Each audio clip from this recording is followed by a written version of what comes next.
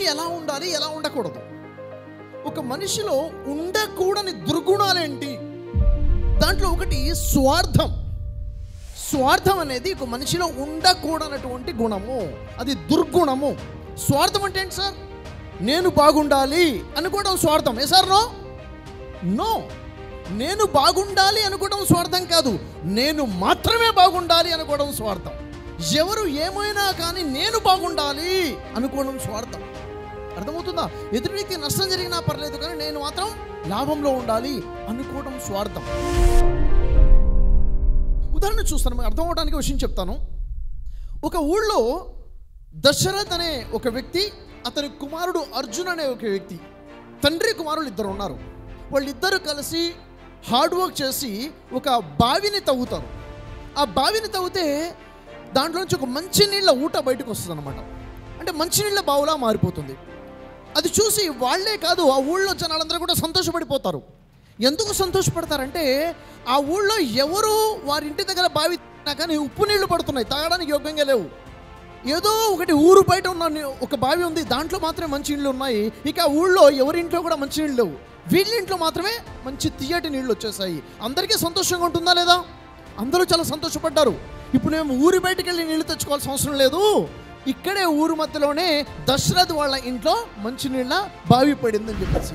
ఆ దశరథ్ ఏంటంటే ప్రతి వ్యక్తికి కూడా సహాయం చేసే గుణము. అందరూ రండి బావిలోంచి నీళ్లు తీసుకెళ్ళాలని చెప్పేసి అందరికీ ఆహ్వానం పలుకుతాడు. అందరూ వస్తుంటారు, ఆ నీళ్లు తీసుకుని వెళ్తుంటారు. కానీ దశరథ్ వాళ్ళ కుమారుడు ఉన్నాడే అర్జున్, ఈ అర్జున్ ఆలోచన ఎలా ఉంటుందంటే స్వార్థపూరితంగా ఉంటుంది. అదేంటి నాన్న, నువ్వేంటి అలా చేస్తావేంటి? మనం కదా కష్టపడింది, మనం కదా కష్టపడి బావి తవ్వింది, మన కష్టం యొక్క ఫలితం మనం కదా అనుభవించాల్సింది, వాళ్ళకి ఇవ్వడం ఏంటి అన్న ఆలోచనలో ఉండేవాడు. ఇది మన ప్రాంతం కదా, ఇది మన ఇల్లు కదా, మన కష్టార్జితం కదా, ఇది మన బావి కదా, మనం వాళ్ళకి నీళ్ళు ఇవ్వడం ఏంటి అన్న ఆలోచనలో ఉంటాడు. నాన్న మాత్రము అలా కాదు, నీళ్లు అందరికీ ఇవ్వాలి అనే ఆలోచనతో ఇస్తుంటాడు. ఇలా రోజులు గడుస్తున్నాయి. కొంతకాలం తర్వాత నాన్నకి అనారోగ్యమయ్యి నాన్న చనిపోతాడు, దశరథ్ చనిపోతాడు. ఆ తర్వాత ఆ ఇంటికి యజమానిగా ఎవడున్నాడు చెప్పండి? కుమారుడు అర్జున్ ఉన్నాడు, యజమానిగా ఉన్నాడు. తన ఆలోచనలు ఏంటి? ఇది మా కష్టార్జితం, దీన్ని నేనే అనుభవించాలి, నేను వేరే వాళ్ళకి ఇవ్వడం ఏంటిది వృధా, తప్పు, అసలు అలా ఇవ్వకూడదు, ఇది నాది, నేనే బాగుండాలి, నేనే తాగాలన్న ఆలోచనతో నెమ్మదిగా ఒక్కొక్కరిని రానివ్వకుండా చేస్తాడు నీళ్లు తీసుకోవడానికి. కానీ పాప ఆ ఊళ్ళో ఏంటి పరిస్థితి? ఉప్పు నీళ్లు ఉన్నాయి, మంచినీళ్ళు తాగడానికి నీళ్ళు లేవు. వారు ఇప్పుడు ఎంత కష్టమైనా ఊరు వదిలిపెట్టి ఊరికి బయటికి వెళ్ళి ఊరు బయట ఉన్న బావి నుంచి నీళ్లు తెచ్చుకోవడం మొదలుపెట్టారు. చాలా కష్టంగా మారిపోయింది. ఉన్నా లేకపోయినా కానీ వాళ్ళు బాధపడుతూ బయటికి వెళ్ళేసి నీళ్లు తెచ్చుకోవడము, పక్కనే మంచినీళ్ళ బావి ఉన్నా కానీ తెచ్చుకునే అవకాశం లేకపోవడము, ఈ అర్జున్ ఎవరిని రానివ్వబడింది, నా బావి నేనే అన్న ఆలోచనతో ఇక్కడ ఉండిపోవడం, ఇలా జరిగింది. ఇలా కొంతకాలం గడిచిన తర్వాత ఏమవుతుందంటే ఒక వర్షాలు కొంచెం తగ్గిపోయడం వల్ల ఆ బావి ఏదైతే ఊరు బయట ఉందో దాంట్లో నీళ్లు ఇంకిపోతాయి, ఇంకా నీళ్లు లేకుండా అయిపోతాయి. ఆ పరిస్థితుల్లో ఊళ్ళో ఉన్న వాళ్ళందరూ కూడా అర్జున్ దగ్గరికి వచ్చేసి, నీ ఇంట్లో బావిలో నీళ్లు ఉన్నాయి కదా, ఉన్న ఒక్కగాను ఒక బావి కూడా ఎండిపోయింది కదా, నీళ్ళు ఇవ్వు అని అడుగుతారు. అతనేమంటాడు? ససేమిరా, లేదు, ఇది నా కష్టార్జితము, ఇది నాకే, నేను మీకు ఇవ్వను అని చెప్పేసి నో అని చెప్పేస్తాడు. ఆ తర్వాత ఏమవుతుందంటే వాళ్ళకి బహు కష్టం మీద ఎప్పుడో 5 కిలోమీటర్ల దూరంలో, ఎక్కడో 5 కిలోమీటర్ల దూరంలో ఉన్న వేరే ఊరికి వెళ్ళి నీళ్లు తెచ్చుకునే పరిస్థితి ఊరు జనాలందరూ కూడాను. ఇలా రోజులు గడుస్తూ ఉన్న తరుణంలో మళ్ళీ మంచి పుష్కలమైన వర్షాలు వస్తాయి. ఆ ఊరు బయట ఉన్నటువంటి బావిలో నీళ్లు పడతాయి. ఆ పుష్కల నీళ్ల యొక్క ప్రభావం వల్ల ఊళ్ళో ఎవరెవరి ఇళ్లలో అయితే బావులు ఉప్పు నీళ్లతో ఉన్నాయో ఒక అద్భుతం ఏంటంటే ఆ నీళ్ళన్నీ కూడా తీయటి నీళ్ళుగా మారిపోతాయి. ఊళ్ళో ఉన్న నీళ్ళన్నీ కూడా అన్ని బావిలో నీళ్లు తీయగా మారిపోతాయి. ఆ తరుణంలో ఏమవుతుందంటే ఈ అర్జును తన బావి నుంచి నీళ్లు చేదుకోవడం కోసం వెళ్ళి తన బావి నుంచి నీళ్లు చేదుకుంటే బయటికి మురికి నీళ్లు బయటకు వస్తాయి బావిలో నుంచి. అర్థం కాదు, ఇదేంటి, నా బావి మంచినీళ్ళ బావి కదా, మొత్తం మురికిగా మారిపోయాయండి, నాకు అర్థం కావట్లేదు అన్న పరిస్థితిలోకి వచ్చేస్తాడు. తనకు తాగడానికి నీళ్ళు లేకుండా అయిపోతాయి. ఇప్పుడు తను నీళ్లు తాగాలంటే ఎక్కడికి వెళ్ళాలి? మళ్ళీ అదే ఊర్లో అవే ఇంటికి వాళ్ళ ఇంటికి వెళ్ళి నీళ్ళు అడుగునే పరిస్థితి. ఇక అక్కడికి వెళ్ళాలంటే ఎవరింటికి వెళ్ళాలన్నా కానీ నామోషి, ముఖం చూంచుకోలేని పరిస్థితి, నేను రానివ్వలేని తెలియదు కదా అన్న ఆలోచన. ఆ టైంలో ఆ ఊళ్ళో ఒక పెద్ద మనిషి ఉంటాడు. ఆ పెద్ద మనిషి ఉన్న వాళ్ళ ఇంట్లో కూడా బాగా నీళ్లు తీయగా మారిపోయి ఉంటాయి. ఆ ఇంటికి వెళ్తాం, అతను అడుగుదా అని చెప్పేసి ఆ ఇంటికి వెళ్ళేసి మాకు కొంచెం నీళ్లు కావాలి, అసలు నాకు అర్థం కావట్లేదండి, ఇన్ని సంవత్సరాల నుంచి నా ఇంట్లో నీళ్లు ఉన్నాయి కదా, తియ్యటి నీళ్లు కదా, అవి ఎందుకు మురిగ్గా మారిపోయా నాకు అర్థం అవ్వట్లేదు అని చెప్పేసి ఆ పెద్ద మనిషి కూర్చోబెట్టి అంటాడు, చూడు నాన్న అర్జున్, నీళ్ళనేవి ఒక మనిషి యొక్క దయ లాంటివి, సహాయం లాంటివి. అవి ఎప్పుడు కూడా మనం ఒకరి మీద చూపుతూ ఉండాలి, ప్రవహిస్తూ ఉండాలి. ఎప్పుడైతే బావిలో ఉన్న నీళ్ళని నువ్వు 10 మందికి ఇవ్వడం మొదలు పెడతావో, మీ నాన్నగారు ఉన్న సమయంలో ఎలా అయితే ఇచ్చారో, ఎప్పుడైతే మనం నీళ్లు తోడుతూ ఉంటామో లోపల నుంచి జలపాతాలు వస్తూ ఉంటాయి, లోపల నుంచి నీళ్లు ఊడుతూ ఉంటాయి, నీళ్లు ఊరుతూ ఉంటాయి, ఫ్రెష్ నీళ్ళు వస్తూ ఉంటాయి. నువ్వు ఎప్పుడైతే నీళ్ళను ఒక దగ్గర స్టాక్ చేస్తావో నిలబడ్డ నీళ్ళు ఏమైపోతాయి, మురికిగా మారిపోతాయి. ప్రవహిస్తున్న నీళ్లు మాత్రమే శుభ్రంగా ఉంటాయి. ఎప్పుడైతే నువ్వు నీళ్లు ప్రజలకు ఇవ్వకుండా ఆపేశావో, నీళ్లను నువ్వు ఆపేశావో, నిలిచేలా చేశావో, అవి దాని స్వచ్ఛతను కోల్పోయింది, అది మురిగ్గా మారిపోయాయి. నేనే బాగుండాలనే స్వార్థం వల్ల ఇది నాకే దక్కాలి, దీనిలోంచి నాకే లాభం జరగాలనే స్వార్థం ఏదైతే ఉందో దానివల్ల ఎదుటి వ్యక్తికి నష్టం జరుగుతుందని నువ్వు అనుకుంటున్నావు కదా, ఎదుటి వ్యక్తికే కాదు నీకు కూడా నష్టం జరుగుతుంది, అది శాశ్వతమైన నష్టం జరుగుతుంది. ఎప్పుడైతే నువ్వు స్వార్థాన్ని వదిలిపెట్టి ఎదుటి వ్యక్తికి ఇవ్వడం మొదలు పెడతావో ఏమవుతుంది, సంబంధాలు మెరుగుపడతాయి. ఎప్పుడైతే నువ్వు ఇవ్వడం మానేస్తావో సంబంధాలు తెగిపోతాయి. నువ్వు ఎప్పుడైతే ఇవ్వడం మొదలు పెడతావో ఎదుటి వ్యక్తిలో సంతోషం ఉంటుంది, ఆ సంతోషాన్ని చూసిన సంతోషం నీలో ఆరోగ్యము, పాజిటివిటీ పెరుగుతుంది, నీలో కాన్ఫిడెన్స్ బిల్డ్ అవుతుంది. ఇప్పుడు చూసావా, నువ్వు ఊళ్ళో తిరగాలంటే తలదించుకుని తిరిగే పరిస్థితి ఎందుకు వచ్చింది, నీలో ఉన్న స్వార్థం వల్ల. వాళ్ళకు కాదు, నీకే ఎక్కువ నష్టం జరిగింది. కాబట్టి మనం ఏం చేయాలి, మన దగ్గర ఉన్నది 10 మందికి పంచుతూ ఉండాలి. మన దగ్గర ఉన్న సమయం కానివ్వండి, మన దగ్గర ఉన్న డబ్బు కానివ్వండి, మన దగ్గర ఉన్న ఆలోచనలు కానివ్వండి, మన దగ్గర ఉన్న మంచి కానివ్వండి, 10 మందికి పంచుతూ ఉండాలి. ఎందుకు, అది నిలబడితే మురికిగా మారిపోతుంది, ప్రవహిస్తూ ఉంటేనే అది ఎప్పుడు స్వచ్ఛంగా ఉంటుందని చెప్పేసి తనకు అర్థమయ్యేటట్టు చెప్తాడు.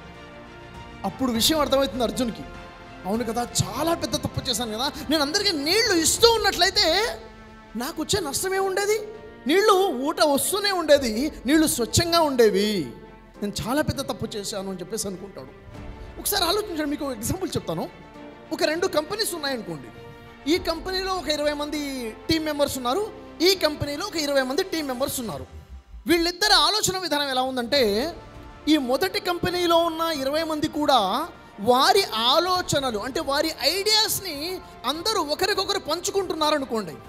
20 మంది కూడా ప్రతి వ్యక్తి తనకు వచ్చిన ఆలోచన మిగిలిన 19 మందితో ఇలా పంచుకుంటున్నారు వీళ్ళందరూ. ఈ సెకండ్ కంపెనీ ఏదైతే ఉందో దీంట్లో ఉన్నటువంటి 20 మంది ఎవ్వరు కూడా ఎవరితో కూడా వారి ఆలోచనలు, ఐడియాస్ పంచుకోవట్లేదు. ఇప్పుడు చెప్పండి, ఈ 2 కంపెనీస్ ఇలాగే ముందుకెళ్తే కొంతకాలం తర్వాత ఈ మొదటి కంపెనీ భవిష్యత్తు ఎలా ఉంటుంది, రెండో కంపెనీ భవిష్యత్తు ఎలా ఉంటుంది?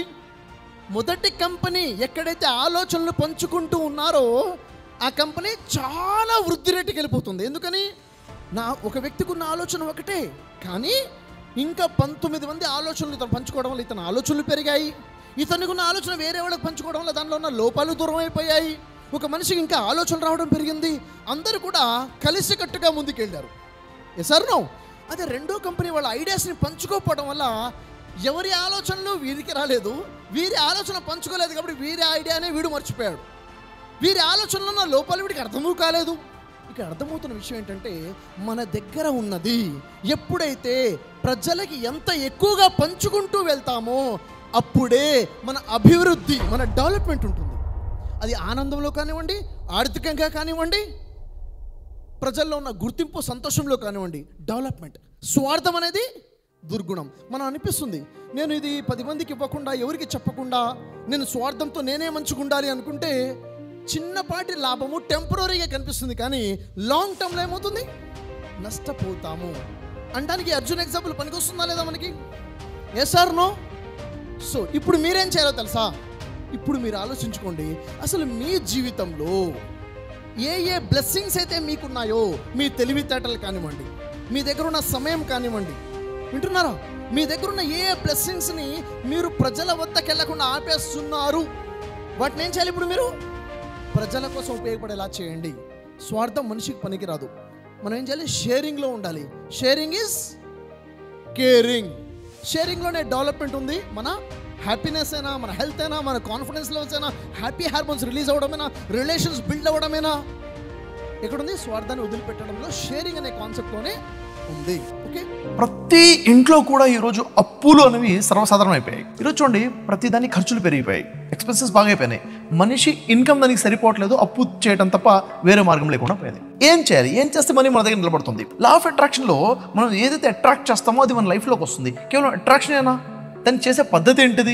ఎఫర్మేషన్స్ పర్ఫెక్ట్గా చేసే పద్ధతి ఏంటిది? విజువలైజేషన్ చేసే పర్ఫెక్ట్ పద్ధతి ఏంటిది? గ్రాటిట్యూడ్ ఏ విధంగా ఉండాలి? మన కోసం యూనివర్స్ పని చేసేలా చేయాలంటే ఏం చేయాలి? అండ్ మన లైఫ్లోకి దాన్ని రావాలంటే అది ఎక్కడి నుంచి వస్తుంది? ఇవన్నీ కూడా చాలా క్లారిటీగా రావాలి sir. Authentic way of law of attraction మాట్లాడుతున్నాను. దీనికి బేస్ ఏంటంటే బైబిల్, ఓల్డ్ టెస్ట్మెంట్, న్యూ టెస్ట్మెంట్లో లా ఆఫ్ అట్రాక్షన్ ఫార్ములాసే ఉన్నాయి. ఖురాన్ లా ఆఫ్ అట్రాక్షన్ ఏం చెప్తుంది? వేదాసు, ఉపనిషత్తు, ఇంకా మరి చెప్పాలంటే భగవద్గీత స్ట్రాంగ్గా ఏం లా ఆఫ్ అట్రాక్షన్ ఇస్తుంది. ఇక్కడ కనుక మనం కరెక్ట్గా తెలుసుకుంటే మన లైఫ్లో చాలా గొప్ప మార్పు తెచ్చుకోవచ్చు.